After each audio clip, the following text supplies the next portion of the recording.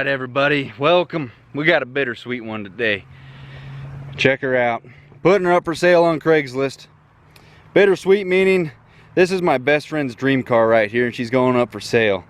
Brief summary on it. 1967 Ford Mustang Fastback. 4-speed manual transmission. It's got the old handshaker in there, the man's mission. Good stuff. Very rare to find something like this, especially as clean as it is. And it has a 289 V8 underneath the hood. Now, the premise behind this video is, as nice as this car looks, this is arguably the worst Craigslist purchase I've ever been a part of.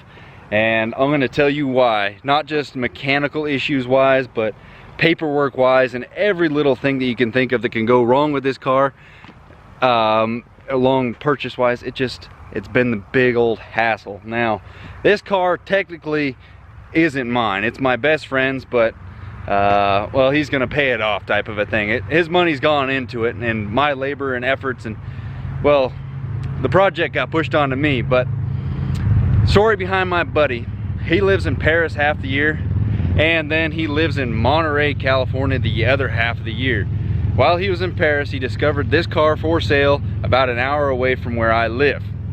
So he sent somebody down there with a little bit more knowledge than I on V8 engines, gasoline V8 engines. And he went down there. The car had been sitting for 10 years in a barn. Guy was an import-export seller, and the car had just been sitting. Went down there, they got it running, it fired up, sounded good. And he told my buddy, he's like, you know, this could be a good purchase. That's what the price they're asking for these cars now. If you want it, you're gonna have to pay to play. So, mind you, he's still in Paris. He hasn't seen the car. Send somebody to see it. Checks out good. So I pulled some strings and I went down there and I bought the car for him. Buddy wasn't due back into town for about 2 months.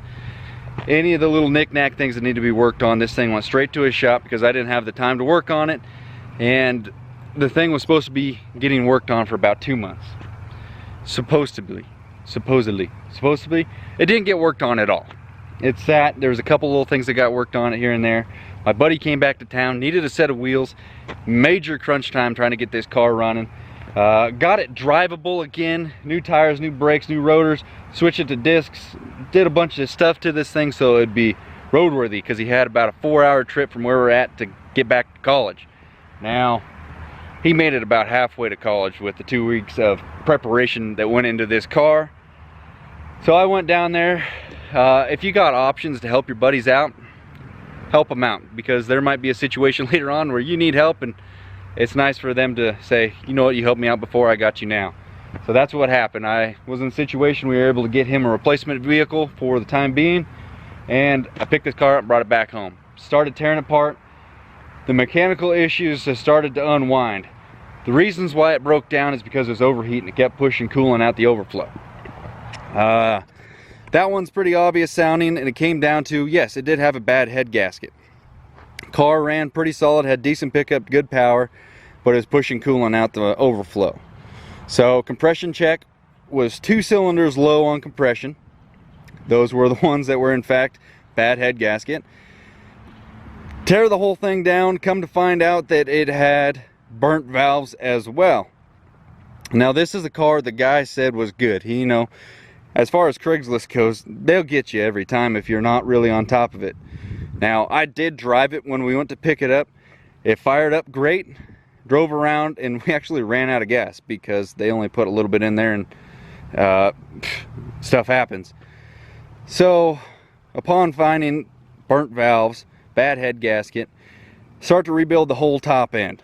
Bottom end checked out, everything was good there, except for we discovered it had a flat cam. Can you imagine that? One thing after another with this thing. Get all the mechanical stuff underneath the hood taken care of. It does not overheat anymore. We got a oversized aluminum radiator that literally just barely fits in there. This car is running and purring good. Now it comes down to the registration factor of it. Like I said earlier, the guy was doing an import-export business. This car came from Arizona to here, then went to South America. The pink slip only showed that it had an export notification on the pink slip. And it didn't show anything about it coming back into California or the States or anything like that. So that is a major hoop to jump through. One DMV pushed it through, and then we got a letter in the mail saying, oh yeah, your license plates are no good, registration's no good, you need to get another one of those temporary tags to go in the back. So it's trying to hang on right there. That's what you got to do in California if your vehicle has got temp tags on. I don't know what it is in other states, but that is the dilemma that we're working with right now. And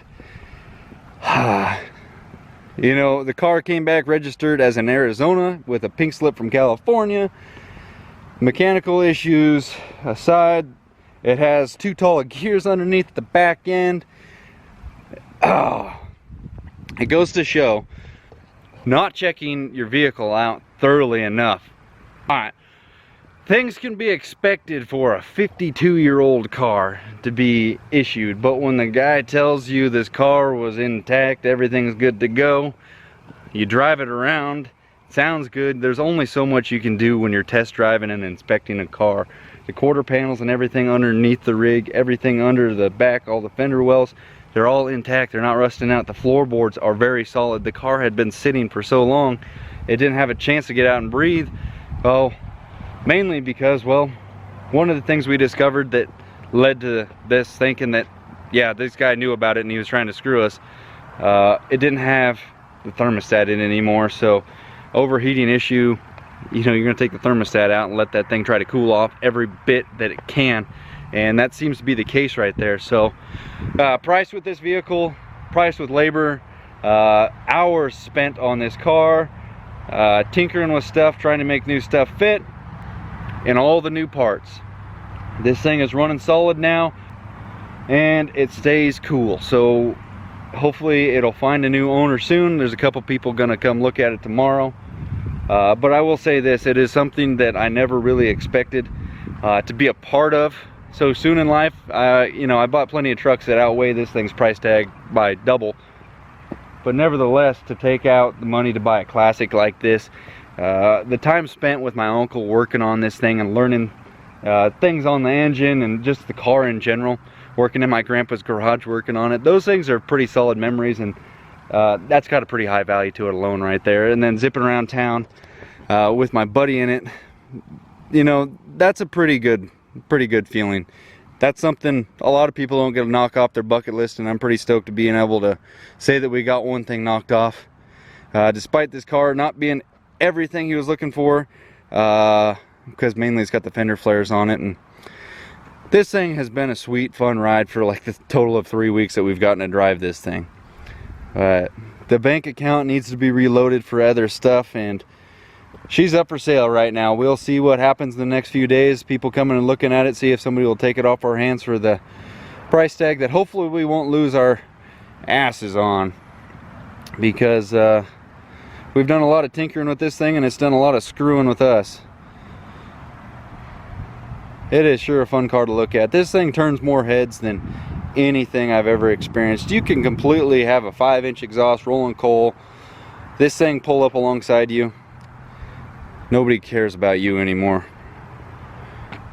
Something about a classic. One of these days they'll get a 68 Dodge Charger and hopefully it'll have the same effect when people see it, but I'm gonna stick with the Dodge diesels for now.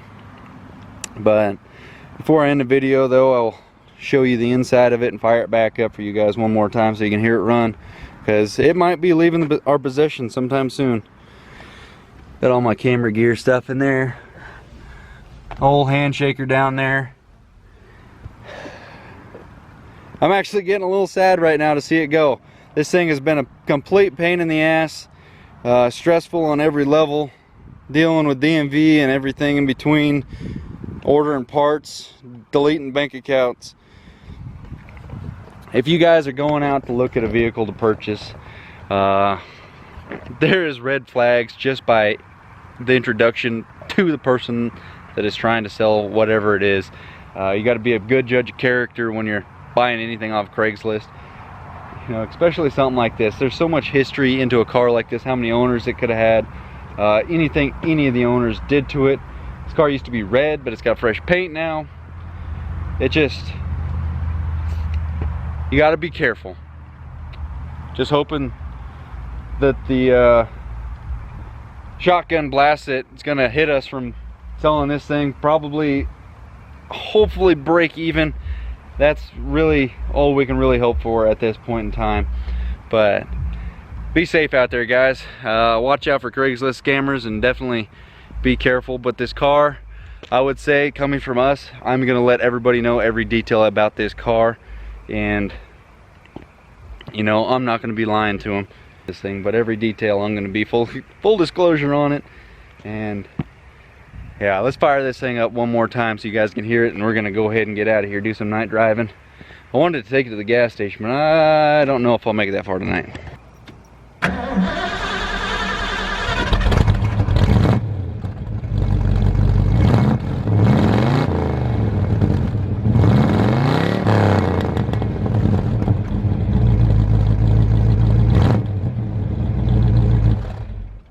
Alrighty, that's all the teasing I'm gonna do for you guys tonight, and I hope you guys have a happy weekend. Thanks for tuning in. Hit them buttons, like, comment, and subscribe. We will see you next time. Later.